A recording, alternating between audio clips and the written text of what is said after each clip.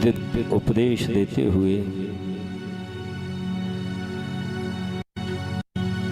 श्री ऋषभदेव जी ने अस्मक वृत्ति धारण कर ली।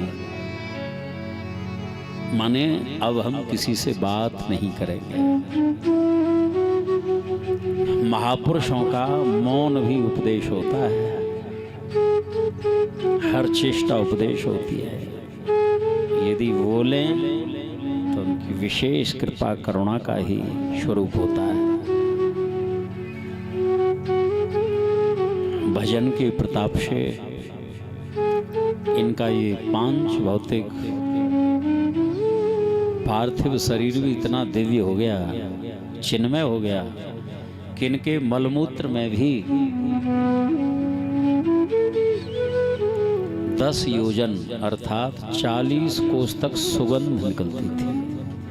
हाँ, गाड़ी गाड़ी सुगंध। ये भजन की महिमा है। इसलिए देखा जाता है भजनानंदी तपस्वी जो महात्मा होते हैं ना, मलिन वस्त्र होते हैं, भले ही पसीने में लथपथ हों, लेकिन उस पसीने में बदबू नहीं होती।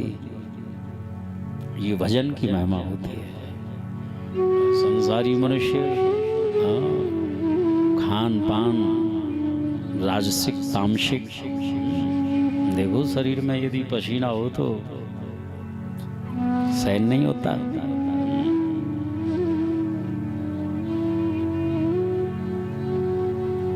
ऋषभदेव जी की दिव्य आत्मा भगवत धाम को प्राप्त हुई है। भरत जी जो हैं, इनकी एक हरिणी के बच्चे में आसक्ति हो गई, शरीर छूट गया, हरिण का शरीर ही मिला इनको।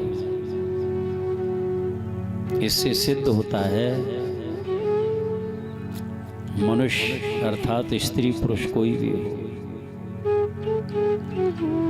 शरीर छोड़ते समय जैसा चिंतन होता है निश्चित रूप से वही गति है। यदि मरते समय कुत्ते का चिंतन किया तो कुत्ता बनना पड़ेगा। अंत काले च मामेव स्मरण मुक्त्वा कलेवरम य प्रयाति स्मद्भावम यात नास्त्यत्र संशयः। नात्र संशयः, इसमें संशय नहीं करना चाहिए। हरिशरणम यम यम भावम स्मरण मुक्त्वा त्यजत्यन्ते कलेवरम तम तमेवैत कौन्तेय सदा तद्भाव भावितः। इसलिए कहते हैं ना, अंते मति सागति, सब लोग कहते हैं, ये सच्चाई है। इसलिए इस मन को कहीं ऐसा मत फंसाओ ताकि दुर्गति हो। इसलिए महात्मा लोग, भक्तजन जो हैं, निरंतर भगवान का स्मरण करते हैं। शरीर छूटते समय भी नाम का चिंतन हो, सद्गति हो जाए। अब इतनी बड़ी दुनिया है, देखो अंतिम समय यदि नाम कोई सुना देता है या उच्चरित हो जाए, उसका कल्याण समाज में भी चर्चा। बिना नाम के किसी की सद्गति नहीं हुई। फिर इनका अगले जन्म में आंगिरस गोत्रीय ब्राह्मण के यहाँ हुआ,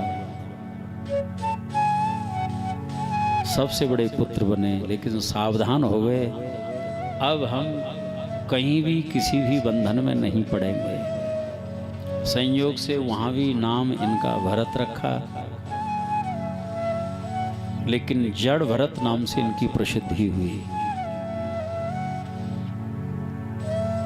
एक बार सिंध सौवीर देश का राजा जो है सत्संग करने के लिए जा रहा था। इधर इनको शूद्र लोग पकड़ के ले गए थे, भद्रकाली को बलि देना चाहते थे। भद्रकाली से सहन नहीं हुआ, साक्षात प्रकट होकर के जितने भी शूद्र थे सबका विनाश किया है।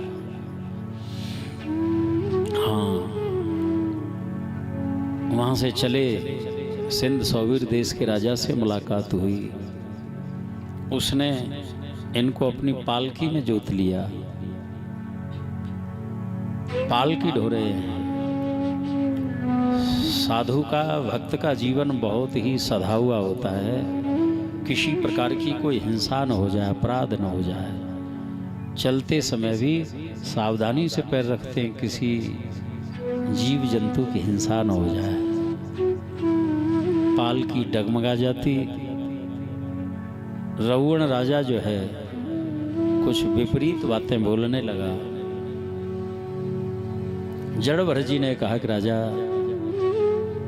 ये तुम्हारी बातें बड़े बड़े पंडितों की जैसी हैं, परंतु हो तुम निरे मूर्ख।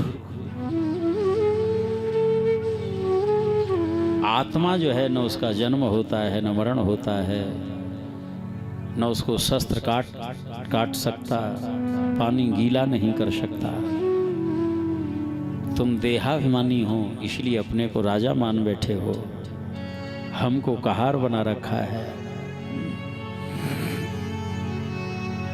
बड़ा सुंदर उपदेश दिया है। रावण राजा का मोह दूर हुआ है।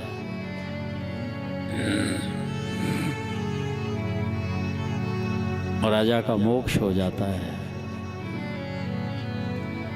एक मृगा के का